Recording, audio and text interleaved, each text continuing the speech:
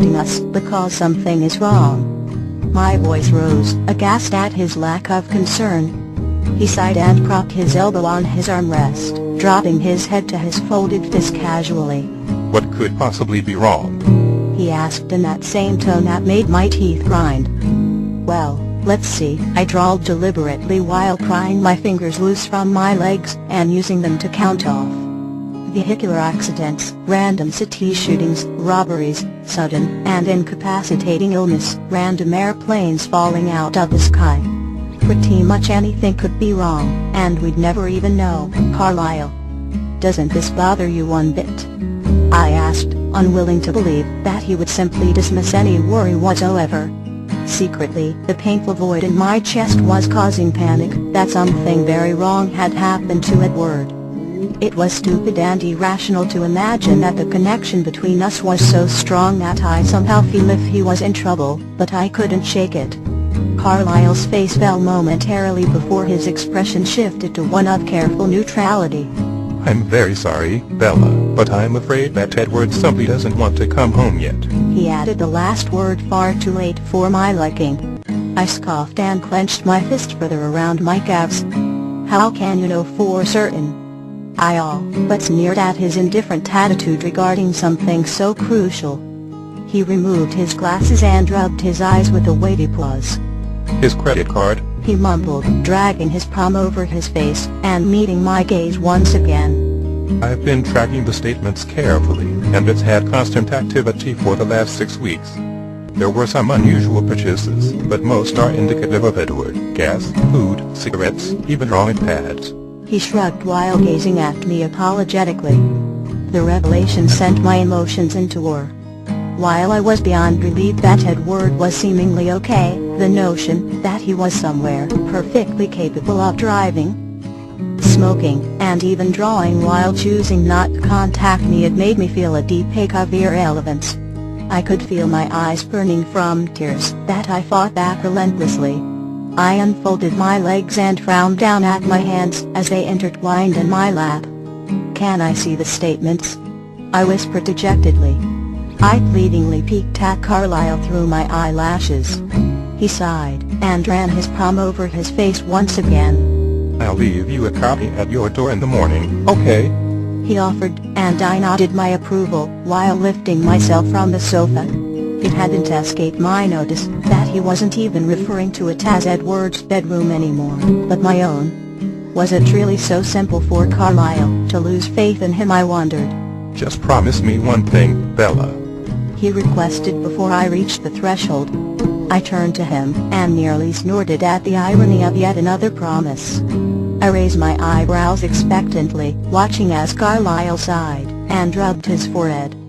"I need you to begin accepting the possibility that he might not return.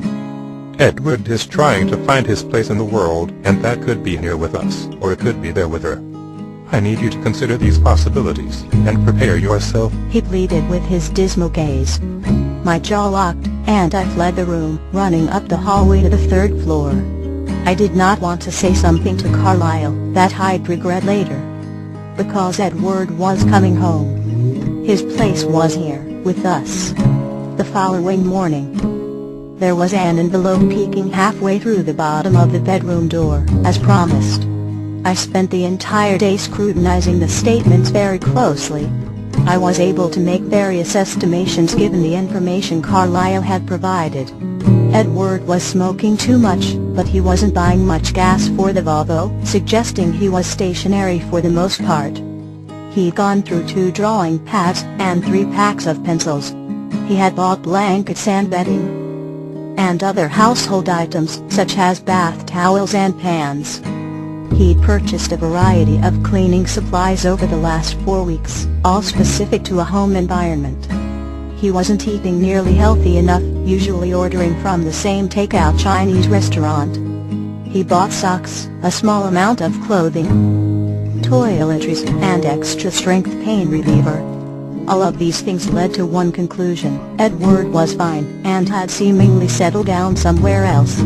It wouldn't have taken much for me to hunt down the address of the restaurant, but I didn't, because Carlisle was right about one thing. It was up to Edward to find his place, and when he came home on his own, it would be genuine and sincere and right.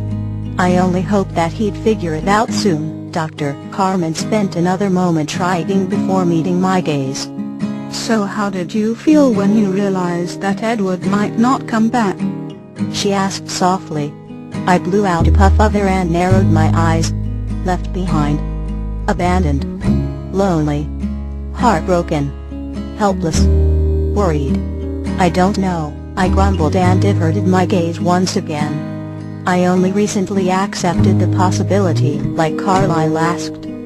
That first conversation was just the beginning. I shrugged and swallowed down the lump that formed upon admitting it aloud. Carlyle and I had a routine in which I would go see him every Wednesday to obtain Edward's credit card statements. As the weeks passed, I grew more comfortable on the sofa inside of his study. He'd let me engage him in meaningless conversation before I requested the documents. Eventually, he'd have them on the sofa waiting for me when I entered. I still talked to him though because I felt guilty for just about everything, living in his house, demanding private documentation, not making a more determined attempt to be in his presence. You look tired, she noted after a few moments of silence, and I merely shrugged. Dr. Cullen says you have some problems with sleeping. Is that true? She murmured, and I could hear her pen moving across the paper. Yes was my only offer. I had already decided to be honest. It was the only way of doing it right. And doing it right was the only way of fully doing it. And fully doing it was the only way of knowing if she could help me accomplish the singular task that had driven me here in the first place, even though I doubted it. Furthermore, doing it fully would also just really piss Edward off to the max. A vindictive smile tugged at my lips. Can we talk about that? She asked, and I shook my head. Well, what can we talk about, Isabella? She asked in an irritated tone. I met her gaze. Bella, I corrected, gaining much amusement from watching her write that down. There is something specific I wanted to discuss, I requested, and at her idle nod, explained. See, there's this closet. As the weeks passed, the anger, resentment, and rejection I felt as a result of Edward's continual lack of contact or homecoming became centralized into an overwhelmingly intense desire, that goddamn closet. I'd become so determined to enter it that I'd coaxed myself to try on several occasions.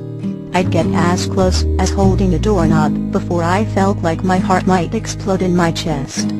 I'd try, so very persistently, to ease myself closer and adjust my mind to the concept of opening it, but it never seemed to work. I'd even used Edward's desensitization technique to take a step and hold long enough to become completely relaxed. This only worked until I was a foot away, and then the closet's close proximity made any kind of relaxation unfeasible. Logically, I realized there was nothing to fear from it. I knew that Phil wasn't hiding in that closet and waiting to trap me inside like before. I knew what it looked like, and I knew it was harmless. But my body and mind would not be convinced, and the response it provoked was unavoidable.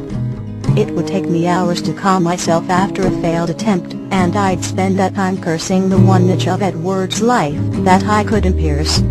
I needed entrance into that one niche, like I needed undisturbed sleep, or his affection. It became a wild fixation that consumed my every second inside of the room. My eyes would wander to the door, and narrow resolutely.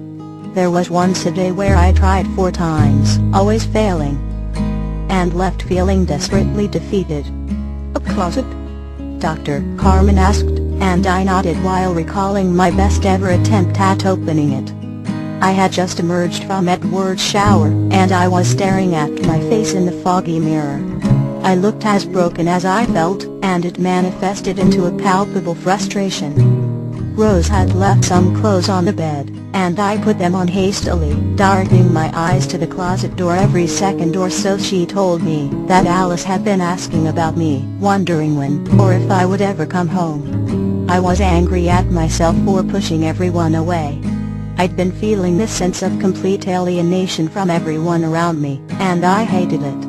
I hated hurting Alice and me, and Rose. I hated being incapable of dealing with things like any normal person would. I hated Phil for making me this way. With one last glance at the closet door, I balled my hands into tight fists and pushed off of the bed, frustrated and guilty and significant to everyone but the one person that mattered most. I threw myself at the closet with a sprint, closing my eyes as my hands found the cold metal handle and gripped it tightly. "Just fucking open it," I screamed internally in an attempt to make my hand move. My heart was already erratically thumping in my tightly constricted chest, and my breaths were escaping in sharp bands. "It's just a closet. There's no one inside. You won't be locked and it's just a closet." I tried to soothe my nerves with logic while squeezing the handle.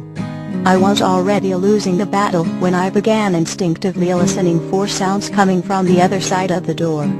My ragged breathing accelerated, and I could feel my every cell recoil from the concept of the door before me. My internal alarm was sounding so violently that I trembled, the knob shaking noisily with my tremors. I could feel the tears trailing down my cheek, either in fear or in frustration, as I willed my hand to turn the knob. But I didn't turn the knob. I scrambled back and away from the door with hyperventilating breaths that made my vision spotty and unclear as I flung myself at the bed. I curled up under the brown blankets and gasped and sobbed for hours. I gripped his pillow and hated myself for not being strong enough to hold on and not being weak enough to let go. My breathing had accelerated from the memory alone. Dr. Carmen gave me time to calm down as silence fell upon the room. After a few minutes of my steady breathing, she spoke. "Are you afraid of what's in the closet, or being trapped inside?" she asked quietly, to which I answered, "Both." At her blank expression, I explained my experience with Phil in greater detail. I didn't necessarily want to, but a tiny bubble of excitement formed as I shakily relayed the tale of him hiding in the closet and then him trapping me inside for weeks.